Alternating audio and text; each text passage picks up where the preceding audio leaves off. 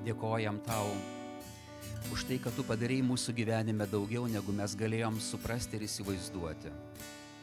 Viešpatie, mes neįvertinom savo kalčių, savo nuodėmių, bet tu, Viešpatie, matydamas mūsų sielos ir mūsų gyvenimo naštą, paukojai save už mūsų kaltes ir nuodėmės mus prikeldamas. Dėkojam, Viešpatie, už tavo malonę, už tavo gailestingumą, už tavo meilę.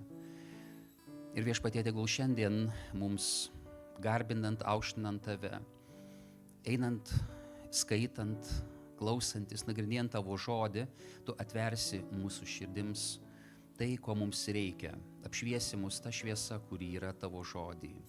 Ne iš žmogaus ateinanti, bet iš tavo artumo ir iš tavo išminties. Dėkojam, Viešpatie, lenkiamės prieš tave. Tu esi vertas visos šlovės ir gyriaus. Amen. Prašom, prisėskit. Ačiū labai šlovintojams. Iš tikrųjų, iš širdies labai puikiai džiaugiuosi už jaunimą matydamas. Taip kaip ir jau išgirdot, kad kaip ir senokai buvau, bet malonu matyti kiekvieną iš jūsų, kai kurios pažįstamus veidus, kai kurie per nemažai metų pasikeitę, kai kurie, aš turiu menį, gražiau atrodot. Nes galbūt yra tekę pastebėti, paimam nuotrauką iš senesnių laikų, žiūri, žmogus toks, kaip pasakyti, gerai atrodo amžiui, ir paimi šių dienų tokio pat amžiaus žmonių nuotraukas ir žiūri, kad tie šiandieniniai žmonės daug jauniau atrodo, ar ne, negu sakykime, tų laikų. Ir taip pat ačiū už tą tokį jautrų pastebėjimą, tą prisiminimą iš, pamiršau vardą paties, Romaldas. Jo, atvirai pasakysiu, neprisimenu aš šito atvejo. Bet iš kitos pusės džiugu girdėti, kad ne visada blogai kalbam. Ką turiu galvoj? Man tenka sutikti ir pačiam daug kalbėti, sutikti žmonės, kai kurie pamokslininkai ir jie galbūt būna tokie, kaip čia pasakyti, jų gyvenimas yra, sakyčiau, šviesesnis, lengvesnis. Jis pasako kalbą, pasako žodį, jis taip džiaugiasi, kaip jis pasakė ir labai patenkintas savo mintim ir savim. Aš labiau esu iš tos kitos kategorijos, kur pasakau ir paskui, kaip pasakyti, bent jau iki pirmadienio ryto gyvenu neramiai. Nes suku nuolatos ir galvoju, galbūt šito nereikėjo pasakyti, o kodėl šitą pamiršau pasakyti ir taip toliau. Kas kalbat viešas kalbas ar pamokslauja, tikriausiai suprasit, ar ne, ką turiu galvoj. Tai ne visada pamokslininkas gerai jaučiasi. Kartais jaučiasi ne visai kaip, o kartais jaučiasi visai neblogai. Esat girdėję tokį vardą pavardę Juozas Erlickas? Jo.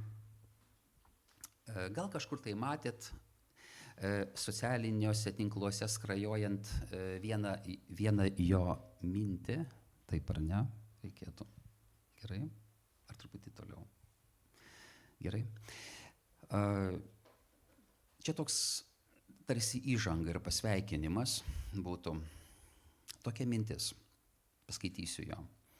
Būna, kad išeini gatvėn ir atrodo, jog visi žmonės ne vilkai, o broliai.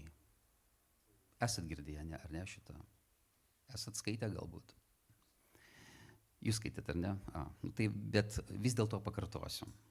Vaikšto atsargiai, tarsi bijodami kits kitą užgaut, tiesia rankas, lyg norėdami apsikabint, o kartais ant kelių puola, sakytum, trokšdami atsiprašyti.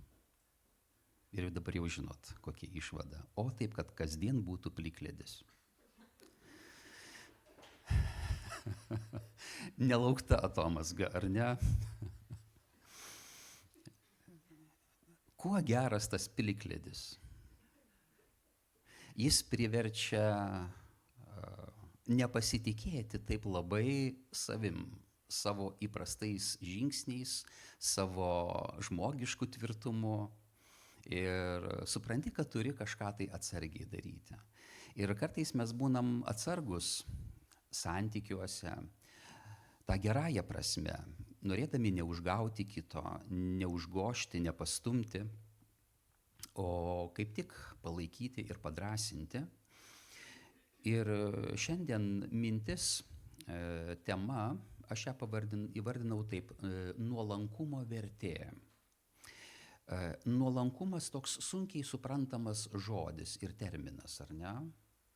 Jeigu išeitum šiandien Alytuj į gatvę, o galbūt ne į gatvę, galbūt tarp žmonių, tarp kurių tu esi, ir tai nebūtų bažnyčią lankantis, šventąjį raštą skaitantis žmogus, ir tu paklaustum apibūdinti, kas yra nuolankumas, kaip tu galvoji, dabar šiaip iš tokios įprastos savo patirties, žmonės jį apibūdintų labiau kaip teigiamą dalyką ar kaip neigiamą. Ar kaip trūkumą ir silpnybę, ar kaip dorybę. Daugiau kaip silpnybę. Taip, jūs visiškai teisingai pastebėjot, nes aš savo kasdienybei sutinku daug žmonių ir kartais užduodu tokius kontrolinius klausimus pokalbio metu ir kartais žmonės visiškai net nežino, koks mano tikslas yra ir tiesiog iš pokalbio eigoj vienus kitus dalykus. Ir tam, kad truputėlį matyčiau tarsi tokią neoficiali apklausa, matyčiau, kuo gyvena, kaip mąsto ir kaip supranta kažką. Tai labai įdomu, kad atsakymas jūsų teisingas yra. Daugiau kaip kažko trūkumą, kaip kažkokia tai silpnybė, labiau neigiamas negu teigiamas dalykas. Bet ar tokia pat nuomonė yra ir šventajame rašte? Ar šventajame rašte yra visiškai kitaip pristatoma? Aš sakyčiau, kad taip, mes kaip tikintis esam daug skaitę ir skaitom ir esam galbūt įsigilinę į šitą temą.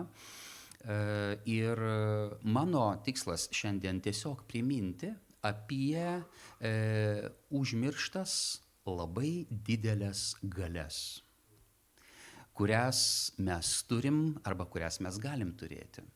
Arba nenaudodami kažko mes save apribojam ir kažko tai netenkam. Iš tiesų, nuolankumas yra kelias nueiti iki viešpaties mūsų kasdieniam gyvenime. Išgirsti tai, ką mums jis kalba. Nuolankumas yra vienintelis kelias pralysti kupranugariui pro adatos ausį. Nuolankumas yra vienintelis kelias išgirsti tai, ką Dievas iš tiesų nori pasakyti. Nes mes norim, kad Dievas mums nuolatos sakytų taip. Mums kilo idėja, mes norim, kad jis sakytų taip. Mums kilo iniciatyva, mums norisi, kad jis sakytų, o sveikinu ir ploju tau. Ir taip toliau. Bet išmintingiau yra iš tiesų išgirsti, kokia jo nuomonė, koks jo žvilgsnis. Ne visada Dievo atsakymas bus taip. Jeigu visada reikia taip mano gyvenime, aš galiu pasiimti popieriaus lapą, lentelę, galbūt dar rankenėlę prisitvirtinti, užrašyti ant jo taip ir kai man kyla idėja visada pakelti ir savo parodyti taip, kaip kokiuose nors konkursuose tam, kad kažko nenuskriausti, pakelia 10 ar kažkokį tai didelį balą ir visi laimingi. Ar Dievo noras, kad mums blogai sektųsi, ar kad mes pralaimėtumėm? Ne. Dievo noras priešingas. Esat girdėję tokią mintį, kad mes savo norim labai gerų dalykų, o Dievas mums nori geriausių. Yra skirtumas tarp gerų ir geriausių. Ir visada savo gyvenime žmogus pats dėl savęs gali padaryti tik gerus dalykus. Geriausių dalykų be Dievo neįmanoma pasiekti. Liūdna žinia, ar ne? Ar gera žinia? Nu, neskubėsiu, pagalvokit. Kažkam užtenka gerų dalykų. Ir jis sako, o ką man? Turiu gerą darbą, turiu gerą šeimą, turiu gerus namus, turiu draugų. Argi neblogai? Argi blogai? Gerai.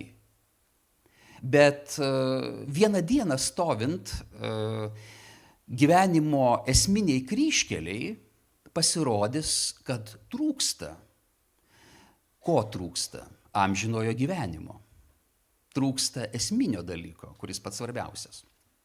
Tai va, todėl šiek tiek pasižiūrėkim į tai, į šitą mintį per kai kurios pavyzdžius. Ir iš tiesų, kaip ir minėjau, visiems mums norisi sėkmės. Tik nelabai patinka sėkmės kelias. Nori gero žmonės, o elgiasi dažnai priešingai. Jokūbas savo laiške 4 skyriuje 6 eilutėje sako, Dievas nuolankiesiems teikia malonę, o išdidiesiems priešinasi. Nuolankumas yra įvertintas. Kitos rašto vietos, Psalmė 111 eilutė, Patarlių 1 skyrius 7 eilutė, kalba apie viešpaties baimę, kuri yra išminties pradžia. Ir be širdies nuolankumo nėra išminties. Žinot, žmonės draugauja su kitais žmonėm pagal tai, kokie jie patys yra arba ko jiems norisi, o kartais galbūt ko trūksta. Tai vat, kalbant apie kitus dalykus, dvi tokios draugystės arba dvi kompanijos tokios yra. Su kuo draugauja nuolankumas, gal kartais žinot? Nuolankumas draugauja su išmintim.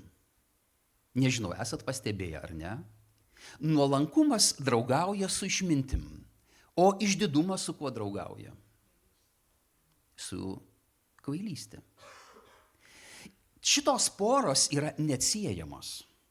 Nežinau, ar kartais mes tai pagalvojam, bet jos yra labai sulipusios. Ten, kur išdidumas, visada eis kvailystė. Ne iš karto jie atsiskleis, bet neįmanoma nueiti išdidumo keliu iki išminties. Niekada. Ir lygiai taip pat, einant nuolankumo keliu, net jeigu tu ir pasiblaškysi kažkur, tai tu nueisi iki išminties. O išmintis, ką jį duoda? Kam išmintis mūsų gyvenime reikalinga?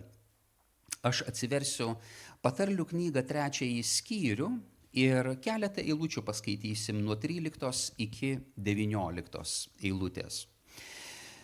Patarlių knyga 3 skyrius nuo 13 iki 19. Palaimintas žmogus, kuris randa išmintį ir įgauna supratimo.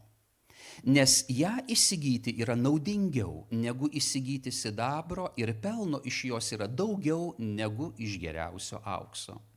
Ji brangesnė už deimantus, ji brangesnė už deimantus, su ja nesulyginama visa, ko galėtum trokšti. Dešinėje jos rankoje ilgas amžius, o kairėje turtai ir garbė. Jos keliai malonės keliai, visi jos takai ramybė. Ji yra gyvenimo medis visiems, kurie ją pagauna. Laimingi, kas ją išlaiko. Viešpats išmintimi sukūrė žemę, savo protu įtvirtino dangus. Koks aprašymas išminties? Vien teigiamas, rezultatas teigiamas, kelias truputėlį kitoks, kelias sunkesnis. Lygiai taip pat kaip ir mūsų gyvenime, jeigu kalbinčiau studentus, kuriuos tenka laiks nuo laiko pakalbinti, ir ką studentai atsako. Kai kurie sako, studijos puikus dalykas, beveik nieko daryti nereikia, beveik paskaitų nėra ir panašiai. Tai koks rezultatas dažniausiai tokių studijų? Ne, diplomą gauna. Kartais tikslas tik toks. Bet jeigu tu iš tiesų nori gyvenimui pasiruošti, profesijai pasiruošti, gyvenimo iššūkiams, situacijoms įvairioms neužtenka šito. Ir tada blogiausias dėstytojas, ne tai, kuris ten blogai apskritai elgėsi, ne apie tai kalbu, bet reiklus, kuris išaiškina, kuris priverčia išmokti, po to jį jau prisimena kaip geriausia. Kas atsitiko? Kodėl apsivertė viskas? Kodėl vertinimas pasikeitė? Todėl, kad realus gyvenimas, realūs iššūkiai reikalauja realių kompetencijų, realaus supratimo ir žinojimo. Ir kelias į tai, kad tu išmoktum, jis yra nelengvas. Ir daug kitų dalykų. Įvairiausiose srityse yra panašiai. Į geriausius dalykus kelias yra nelengvas, bet kas mus motyvuoja ir kodėl mes ryžtamės sunkiam keliui, galvodami apie tikslą, ar ne? Apie rezultatą. Ir suprantam, rezultatas bus geras. Tai yra ta vidinė jėga. Prisimenu, kadangi visiškai neužilgo, kokią mes šventę didelę turėsim. Taip, vasario 16, Lietuvos valstybės atkūrimo šventė, ypatinga data. Ir kažkaip tai taip galvodamas prisiminiau labai seną įvykį. Tokią istoriją apie profesorių, jeigu neklystu, ar mokslų daktaras, tai tikrai, kad žinau, kad jis yra. O iki laiko pavardė buvo beveik negirdėta, toks kaip visiškai mažai žinomas žmogus. Savo sluoksniuose, kuris dirbo, tai be abejo žinomas, bet kitur ne. Ir pavardė dar tokia, neįspūdinga. Galbūt taip nutokia, ar ne, apie ką kalbu. Liudas Mažylis. Atrodytų, žmogus kaip ir negalėtų kažko tai taip pasididžiuoti. Nepažįstu šio asmeniškai, bet jeigu dabar neklystum, atrodo, 2017 metais jis Vokietijos užsienio reikalų ministerijos archyvuose Berlyne atrado šitą nepriklausomybės aktą. Be abejo, žinot, ten keli egzemplioriai buvo ir vienas iš jų pateko ten. Ir šita situacija, nors jis neprofesionalus istorikas, jo ten sritis kita, atrodo, kad jis su chemija ar ne, chemikas, jeigu neklystu. Ir kas atsitiko?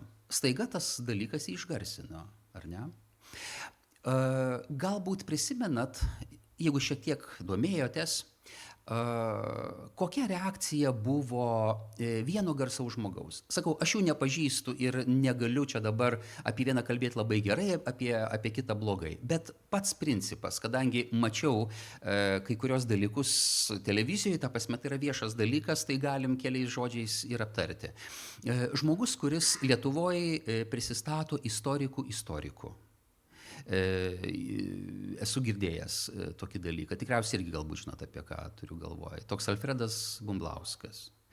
Ir kai jam užsiminė apie šitą faktą įvykusi ir jo tokios mintis buvo, čia reikia, kaip patikrinti, tikriausiai čia nelabai gali būti to varianto.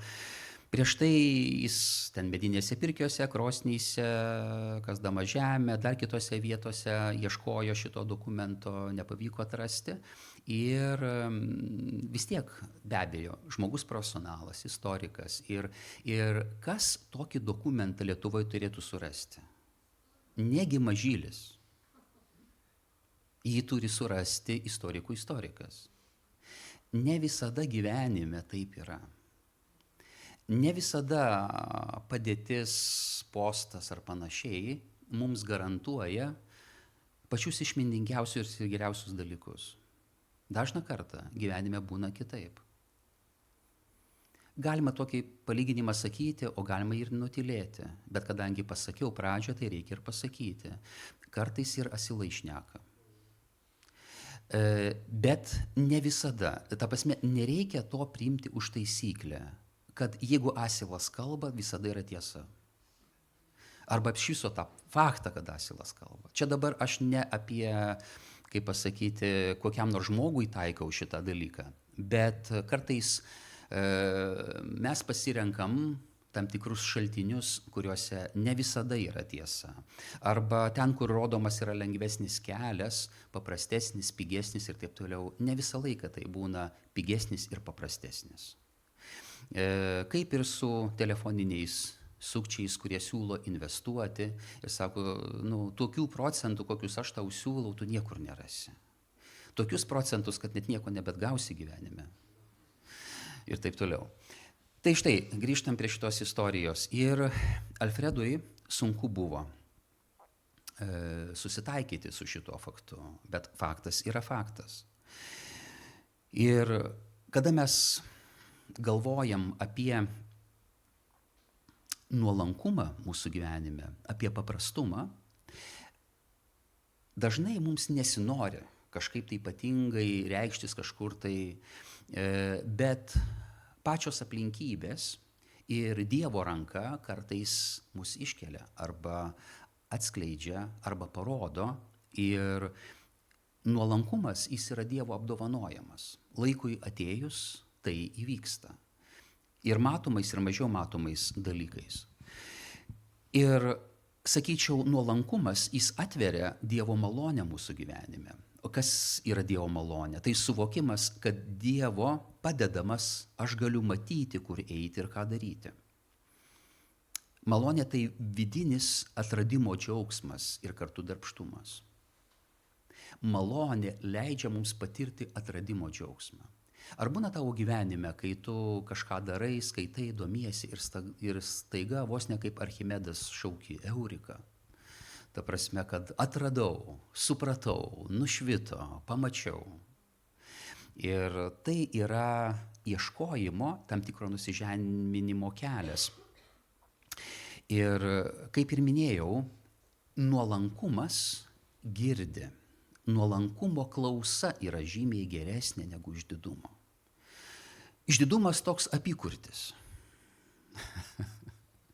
Nuolankumas turi absoliučią klausą, jeigu tai būtų galima pasakyti.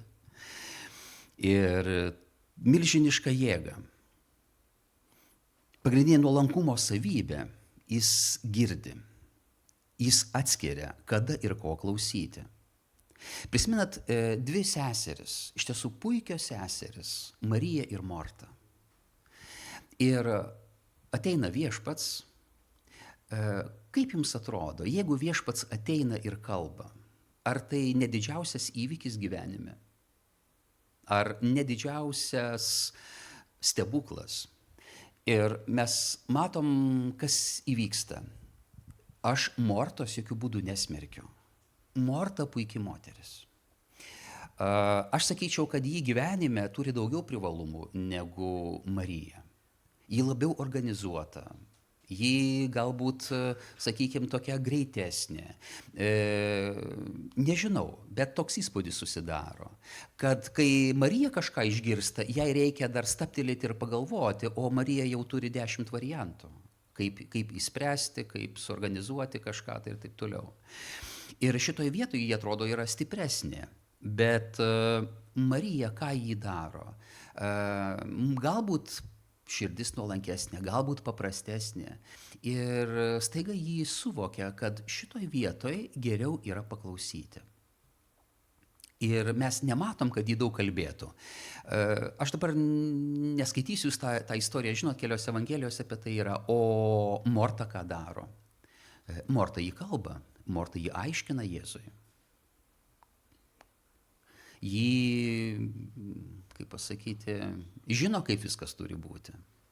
Ir žino, kada gelbėtojas ateis, ir kaip jis ateis, ir kitus dalykus.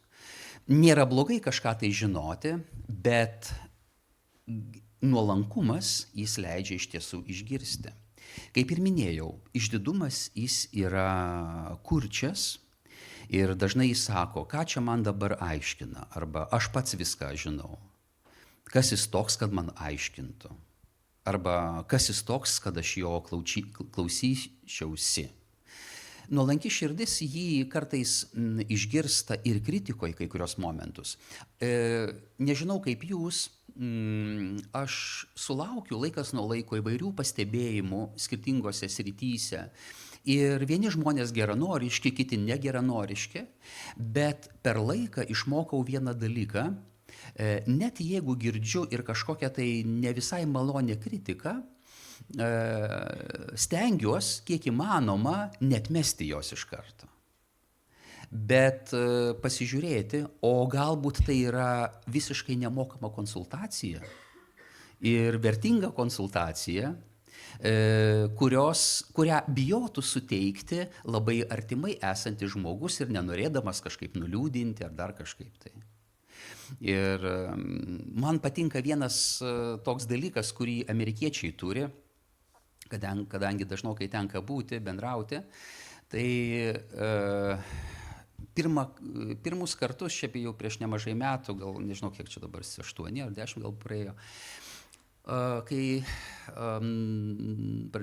nuvažiavau ir su nemažai žmonių teko bendrauti, staiga vienas dalykas taip akivaizdžiai pasimatė. Jeigu mūsų geografiniai vietoje, kad ir, sakykime, Lietuva ar kažkur tai netoli, žmogus kažką tai daro, stengiasi ir tu jam pasakai kokią nedidelę korekciją. Matai, kad ir gali pasakyti ir jau taip įsitikini, kad teisinga bus ta korekcija. Tu pasakai ir žmogus, aišku, ne visi, taip susigūžia ir įsižeidžia ir atrodo, tarsi pasakydamas kažkokią tai pastabą, tu sumenkini jį ir kad jis čia nebereikalingas ir taip toliau, taip toliau. Nežinau, ar esat susidūrę su tokiais dalykais. Ir buvau šiek tiek nustebęs, žiūrėdamas, kaip šeimose eiliniai amerikiečiai kalbasi ir bendrauja, ir kai kurie išsako tokį, sakykime, neįžeidžiančiai, bet aštrokus dalykus. Ar ten draugui ir pažįstamui. Ir keliose tokiose situacijose sudalyvavau, mačiau. Ir klausau ir dabar galvoju, dabar ką darys tas kitas, kokia bus jo reakcija. Jis išklausė, šypsena staiga, sako, ačiū, nebūčiau pagalvojęs. Nebūčiau supratęs. Ir iš viso net ne į tą pusę, kad jis kažkaip įsižeistų ar panašiai, jie žino, kad ten mokslas kainuoja. O jeigu dar kitas ateina ir gerą mintį pasako, nesvarbu, kad ir šiek tiek galbūt griežčiau, dėkingi už tai. Kas tai yra? Tai yra tam tikras išlavintas nuolankumas. Tam tikros savybės, kurios jau tarsi yra įsigyvenusios žmogaus viduj, žmogaus širdį. Ir vienas įdomus dalykas yra, kad išmintis, jeigu mes pavadintumėm ją kaip tam tikrų personažų, jį būna apsirengusi įvairiausiais rūbais. Ar visada išmintis rengėsi labai puošniai? Mes dabar kaip poetai pašnekėkim. Ne visada. Kartais jį skarmalais gali apsirengti. Kam yra tekę būti Venecijoje, galbūt yra tekę užeiti tas parduotuvėlės, kur jie pardavinėja kaukes, Venecijos puotos rūbus įvairiausius. Ir man daugiau kaip meno žmogui patikdavo užeiti ir pasižiūrėti jų išmonę, atspindinti tam tikrus laikotarpius, tam tikras epochas ir taip toliau. Ir prisimenu vieną kartą, vieną parduotuvėlę tokią užėjus, kur tokie kostiumai yra, kadangi pačiam irgi teko šiek tiek ir su teatru turėti reikalų, nustebau. Šalia puošnių rūbų, jau ten pūstų suknių ir visokiausių, tokie skarmalai pakabinti. Ir pradžioje galvojau, kažkoks nesusipratimas, matyt kažkoks tai, bet tie skarmalai, maždaug tokio 15-16 amžiaus stiliaus. Galvoju, negi čia kažkas tai paliko ir dabar tokius nešioja. Ne, pasirodo, kad kai kuriems vaidmenims reikia ir tokių apiplyšusių prasčiokų. Ir kažkas tai va taip apsirengia ir, va ten tuose baliuose taip būna. Lygiai taip pat išmintis jį kartais apsirengia labai paprastai, labai paprastų pavydalų ateina į mūsų gyvenimą. Ir išduosiu paslaptį tokią, tik tai niekam nesakykit. Kažkaip nepagalvoju, kad čia filmuojama yra.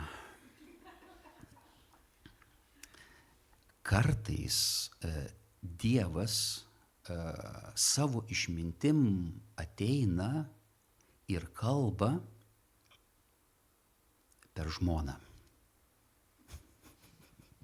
Čia vyrams žodis. Ir lygiai taip pat kartais Dievas savo išmintim ateina ir per vyrą kalba. Tikriausiai niekada nebūtumėt pagalvoję, ar ne? Kartais per vaikus, o brangus jauni žmonės, žinokit, net ir per tėvus Dievas kartais kalba. Žinot, galbūt tą istoriją, kai su jaunimo, jaunas žmogus kalbasi ten su kažkuo tai ir sako, kaip tavo tėvai, sako, kuo toliau, tuo geriau. Sako, kai man buvo 7 metai, tėvai tai buvo iš viso kažkokie tai keistuoliai nesusipratėliai. Kai man suėjo 14, sako, jie jau pradėjo protingiau šnekėti. Kai man suėjo 21, žiūriu, kad jie visai normalų žmonės. O kai suėjo 28, žiūriu, kad net iš jų pasimokyti galima kažką. Supratote esmę? Tai vad kartais apsirengia išmintis įvairiais rūbais, bet tik tai nuolanki širdis, tik nuolankumas gali mums padėti išgirsti ir pamatyti. Kitokiu būdu kartais būna labai sudėtinga. Kartais mums labai svarbu, kokiu būdu ta išmintis ateina, kaip jį pristatoma yra. Ir pavyzdžiui, net ir tam tikras žodis, ar sakykime pamokslas, ar kaip šiandien, ar kitaip, kai kuriems žmonėms nei gerai, nei blogai, bet būna taip, kad jiems patinka, kad mintis, visas tekstas, jis būtų perduotas su tokiu dramatizmu, ta prasme, su tokiu, kaip įkvėpimu, su tokia tarsi atrodytų žmogiška jėga. Viskas tvarkoja. Pats stilius jis nei geras, nei blogas. Ir vienoks ir kitoks yra tinkamas. Ir man yra tekę su kai kuriais žmonėm pasiginčyti ir jie labai dažniau būna tokio tarybinio stiliaus kalbėjimo labiau fanai. Vat pavyzdžiui, net ir girdėdami arba kažkada tai daugiau būdavo tie dalykai transliuojami, ten koks, kaip pasakyti, kaimyninės, labai ir labai draugiškos šalies, bent jau jie kartais save pristato, kartais priešingai, prezidentas nuvažiuoja į kokį ūkį, ten kiaulidė ar dar kažkur, tai ten kolūkio pirmininkui duoda į kailį, kaip pasakyti, nubara. Ir vat tokiam stiliui savo metu buvo ir Hitleris, ir Stalinas, ir Leninas, ir, kaip pasakyti, dabar irgi esantis kai kurie. Tiesiog, va čia atrodo, čia vyras, kuris jau taip kaip reikalas sutvarkė reikalus. Bet ne visada tiesa ir išmintis yra tokiuose dalykuose. Gal yra tekę girdėti tokią pavardę Aleksandro Dugino, ta prasme, jis Putino kaip ideologas yra. Viena jo mintis, dabar baisu ir sakyti, bet patiko. Todėl, kad, sakyčiau, visai nebloga, jūs įvertinkit. Jis sako, čia apie sakykime, rusų tautai sako, mūsų liaudis, ne vakarai, kurie klausosi, kas kalbama ir tai vertina. Mūsų liaudžiai reikia jausmingos kalbos, kad jie negirdėtų, kas sakoma, bet tikėtų, kad tai tiesa.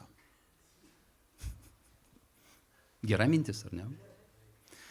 Neblogai pastebėjo. Jeigu sugebi kalbėti labai įtakingai, pagauti minę, nebesvarbu, ką kalbi. Nes visi galvoja, kad tai yra tiesa. Ir išdidumas ant šito ir pasimauna. O nuolankumas girdi mintį, atskiria ją. Atskiria tiesą nuo netiesos. Ne pats nuolankumas kaip toks, bet šita pozicija jį leidžia Dievui priartėti, Dievo išminčiai priartėti ir atskirti kairę nuo dešinės, atskirti tiesą nuo melo. Ir prisimenat, apie apaštalą Paulių kalbėjo, kad jis prastos išvaizdos, iškalbos.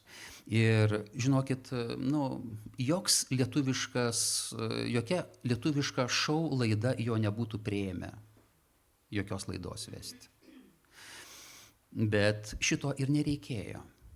Jis padarė milžinišką įtaką, apaštalas Paulius, jo laiškai, jo mokymas, apreiškimas, bažnyčiai, mokydami, auklėdami, ir iki šios dienos mes jį minim šitos tekstus, apie kuriuos jis kalba. Nuolankumas, jis pralenda pro adatos ausį. Atsiverskim labai trumpai vieną istoriją. Tai yra Mato Evangelija, 15 skyrius. Jį ne apie adatos ausį ir kopronugarį, bet principas yra būtent toks. 15 skyrius Mato Evangelijos. Skaitau nuo 22 eilutės. Mato 15:22. Štai iš ano krašto atėjo moteris kananietė ir šaukė jam: pasigailėk manęs, viešpatie, Dovydo sūnau, mano dukterį baisiai kankina demonas. Bet Jėzus neatsakė nė žodžio. Tada priėjo mokiniai ir ėmė jį maldauti: paleisk ją, nes jį šaukia mums iš paskos. Bet jis atsakė: aš esu siųstas tik pas pražuvusias Izraelio namų avis. Tada jį priėjusi jį pagarbino ir tarė: viešpatie, padėk man. Jis atsakė: nedera imti vaikų duoną ir mesti šunyčiams. O jie atsiliepė: taip, viešpatie, bet ir šunyčiai ėda trupinius nukritusius nuo šeimininko stalo. Tada Jėzus jai tarė: o moterie, didis tavo tikėjimas. Tebūnie tau, kaip tu nori. Ir tą pačią valandą jos duktė pasveiko. Pralindo adatos ausį. Siena buvo pastatyta visiška. Labai aiškios ribos. Ta prasme, ne. Taip, Jėzus buvo visų pirma Izraeliui. Ir visų pirma tikėjimo tautai. Visų pirma juos grąžinti. Bet labai keista, labai neįprasta, kad net žmonės iš pagoniškų tautų suprasdavo, kas jis toks. Ir ne tik, kad daugiau mažiau suprasdavo, kad jis toks, atrasdavo kelią, kaip prie jo prieiti. Pavyzdžiui, prisimenat, kitas atvejas apie izraelitą, puikų jaunuolį, kuris laikosi 10 įsakymų, ateina ir nori iš Jėzaus pagirimo. Jėzus sako: viskas tvarkoja. Tu elgiesi puikiai, bet tu esi kitoj sienos pusėje Dievo karalystės. Ir kitoj karalystės pusėje yra žmonių, kurie gerai elgiasi. Tiesiog tau reikia į ją į vidų įeiti. Koks kelias įeiti į vidų? Viską parduok, išdalink. Tau rodau nuolankumo kelią. Ir kas pasakyta? Jaunuolis labai nuliūdo. Tiesiog net pažino. Jam atrodė, kad tai, ką siūlo Jėzus, tai yra praradimas. O iš tiesų Jėzus jam parodė, kaip iš tiesų atrasti. Tai štai, mes savo gyvenime susiduriam su įvairiais dalykais. Ir ten, kur Viešpats rodo tą kryptį, tarnystę, darbą, veiklą, labai dažnai natūraliai praeiti ne visai galima. Kartais tai būna pralendimas pro tokią adatos ausį Ir tik su juo įmanoma. Tai nereiškia, kad Dievas nori apvogti, paimti, kad tu kažko tai nebeturėtum. Ne, atvirkščiai, jis nori labiau palaiminti. Ir vėl sugrįžtu prie pirmosios minties, kad ten, kur mums atrodo, nu čia jau mes jau gerai viską susitvarkėm, Dievas sako, gerai susitvarkėt, dabar einam ten, kur dar geriau. Kelias nelengvas. Ir šita moteris, vat, jūs suprantate, esat girdėję ne kartą, žydai, pagonis vadindavo, švelniai tariant, šunyčiais. Mažybinė forma rečiau. Čia galbūt vertėjų nesinorėjo taip jau grubiai parašyti. Ne, iš tiesų rašte yra šunyčiai. Šuniukai. Gerai, šunis. Ir save gerbiantis žmogus, jis būtų įsižeidęs ir sakęs, ką tu dabar kalbi? O jį girdi ne Jėzaus grubę kalbą, jį girdi, čia dabar irgi labai svarbu, kad jūs tą dalyką išgirstumėt, pamatytumėt, jį girdi kelią. Jį girdi kelią.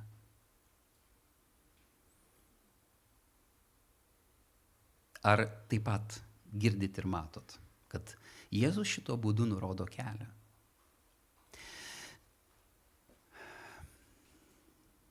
Ir staiga po 26 eilutės yra 27. Kokia jos reakcija? Ji pamato šitą kelią. Jis sako, taip viešpatie, bet ir šunyčiai ėda trupinius nukritusius nuo šeimininko stalo.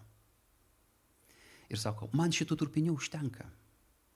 Tavo tauta neįvertina, tavo tauta nori labai daug. Ji nori pyragų kasdien. Man užtenka trupinėlio.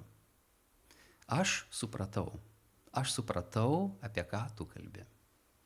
Matot, neįmanoma šito palyginimo suprasti tokia išdidžia širdim. Jis neįkandamas yra. Nuolankia širdim šitas palyginimas yra puikus. Ir nemažai mūsų suklystam, prieidami prie vienų kitų palyginimų, kuriuos Jėzus kalba, su ta nuostata, Dieve, man šitas palyginimas nepatinka. Man šita rašto eilutė nepatinka.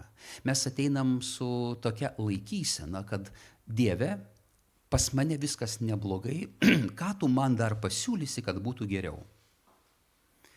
Ir va tada Dievas pasiūlo tokius palyginimus. Tu sakai, ne. Verčiam kitą puslapį. Išmintis apsirengusi nekokiais rūbais.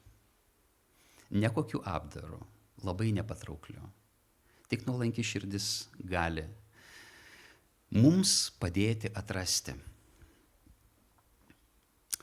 Išdidumas skuba mokyti. Nuolankumas dažniau pasirenka klausančiojo padėtį. Tai nereiškia, kad jeigu nori atrodyti labai nuolankus ir išmintingas, kai reikės pamokslauti, čia ateini, atsistoji ir stovi pusvalandį. Ir labai tada dvasingai atrodo ir viskas labai gerai. Ne. Tu turi kažką tai pasakyti. Ir tokia situacija buvo, mokslininkas Izaokas Niutonas su draugu užėjo į vieną paskaitą, kurią vedė, tiesa, Izaoką Niutoną pažįstat, ar ne? Ne asmeniškai, bet esat krikščionis, ta prasme, tikintis žmogus ir mokslo pasauliui davęs labai daug. Čia neužtektų laiko viską vardinti. Su savo draugu užeina į vieną paskaitą, kurią veda savim labai patenkintas mokytojas, aiškina Niutono atradimus, pristato juos. Po šitos paskaitos Niutono draugas suglumęs kreipėsi, sako,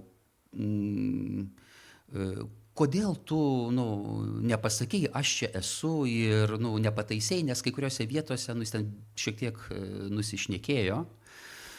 Niutonas atsakė, nenoriu jo pažeminti visų akyse, bet išgelbėti jį mokslui. Nueisiu ir asmeniškai su juo pasikalbėsiu. Koks nepopuliarus sprendimas. Jeigu jis būtų norėjęs save parodyti, tai be abejo atsistoji ir pamojuoji auditorijai ir klausi, pažįstat mane?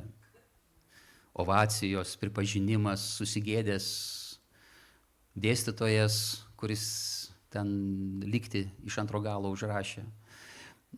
Arba visai kitas kelias. Išmintingieji ne visada demonstruoja savo išmintį. Išmintingieji jau yra tiek gyvenimo apdaužyti, kad jie supranta vieną dalyką. Jeigu tai, ką aš supratau ir tai, kas yra brangakmenis ir vertybė, aš geriau kitam perduosiu, kad tegul tai labiau būna padauginta ir palaimina daugiau žmonių.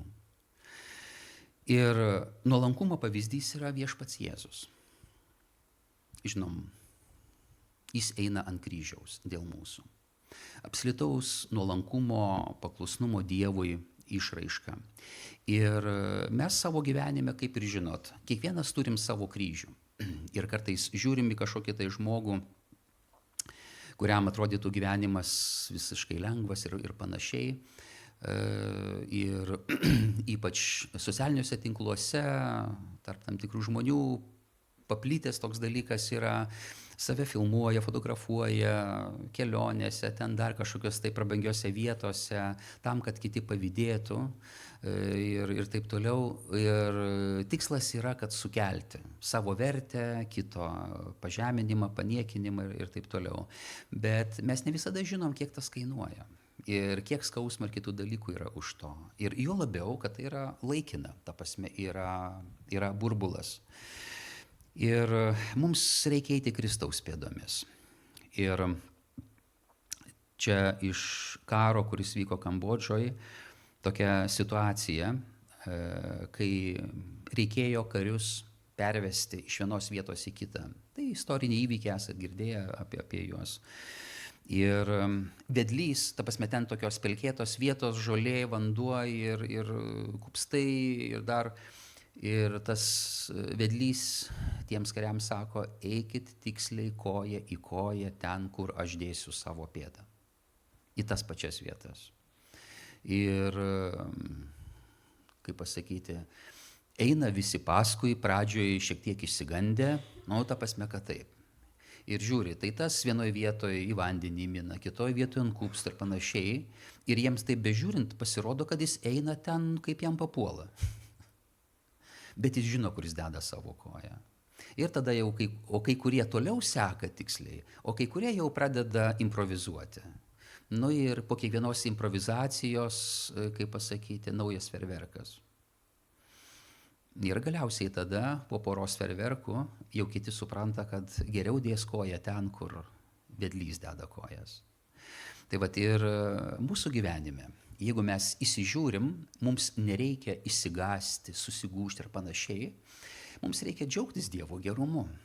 Ir jeigu mes kartais nutipenam truputėlį savo širdį, nei tas lankas ir nei tos dalykus, Dievas, jis paima už rankos, sugrąžina, iš tiesų jis yra geras ir geresnis, negu kad mes galim suprasti šitos dalykus. Ir pabaigai jau jums patiems apmastyti vieną rašto vietą, 2 eilutės, Mato Evangelija, 6 skyrius, 22 ir 23 eilutės. Ką Jėzus sako? Kūno žiburys yra akis. Todėl jei tavo akis sveika, visas tavo kūnas bus šviesus. O jei tavo akis pikta, visas tavo kūnas bus tamsus. Taigi, jei tavyje esanti šviesa yra tamsa, tai kokia baisi toji tamsa. Nuo ko priklauso, mes matom ar nematom? Nuo prožektoriaus.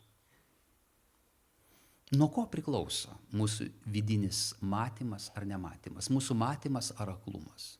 Jis priklauso nuo mūsų širdies pozicijos. Nuolankumas mato, išdidumas yra aklas. Linkiu matyti. Pasimelskim drauge. Brangus Viešpatie, dėkojam tau už tavo gerumą, už tavo malonę. Viešpatie, Tu kiekvieną iš mūsų, kaip mylintis tėvas, apglėbi. Ten, kur mes padarom klaidas gyvenime, Viešpatie, tu parodai mums jas. Dėkojam Viešpatie, kad tu leidi mums atsiprašyti, atgailauti. Ir tu nepaniekini, tu pakeli ir vedi toliau. Viešpatie, atverdamas dar daugiau savo gerumo, atverdamas savo lobius, savo išminties lobius. Dėkojam, brangus Dieve, kad patys geriausi dalykai į mūsų gyvenimą ateina tavo rankos palydėti, tavo duoti. Dėkojam už tai. Ir Viešpatie meldžiam, kad mūsų širdis būtų nuolankios tavo akivaizdoje. Mes sugebėtumėm išgirsti mums reikalingus žodžius skirtingais būdais, kuriuos tu kalbi. Ar tai būtų žodis, šventas raštas, kurį mes skaitom, ar tai būtų malda, ar tai būtų brolio ar sesers patarimas, ar tai būtų galbūt visiškai mums nedraugiškų žmonių kažkokie tai pastebėjimai. Viešpatie, daugybė kelių, kaip tu gali mums kalbėti, mus pataisyti, mus nukreipti. Tegul, Dieve, mūsų širdis bus matanti. Tegul mūsų akis bus matančios. Jėzaus Kristaus vardu. Amen.